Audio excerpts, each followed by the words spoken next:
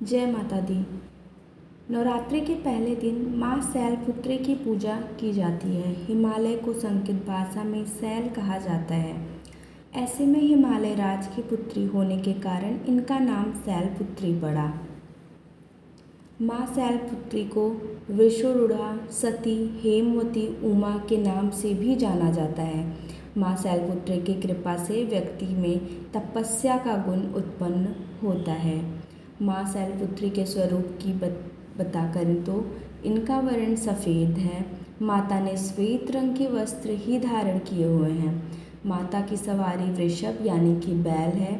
माँ शैलपुत्री ने दाएं हाथ में त्रिशूल और बाएं हाथ में कमल धारण किया हुआ है। माँ का यह स्वरूप सौम्यता, करुणा, स्नेह और धैर्य को दर्शाता है। तो आइए हम जानते हैं माँ शैलपुत्री की पूजा विधि। नवरात्रि के पहले दिन प्रातः स्नान कर निवृत्त हो जाएं, फिर माँ का ध्यान करते हुए कलश स्थापना करें। कलश स्थापना के बाद माँ शैलपुत्री के चित्र को स्थापित करें। माँ शैलपुत्री को कुमकुम और अक्षत लगाएं। माँ शैलपुत्री का ध्यान करें और उनके मंत्रों का जाप करें। माँ शैलपुत्री को सफ़ेद रंग के पुष्प अर्पित करें। माँ शैलपुत्री की आरती उतारें और भोग लगाएं। तो आइए हम जानते हैं माँ शैलपुत्री का पूजा मंत्र।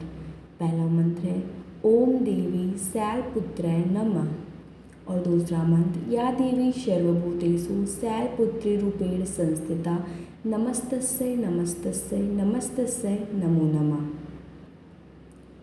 और आइए हम जानते हैं माँ शैलपुत्री का प्रिय भोग क्या है।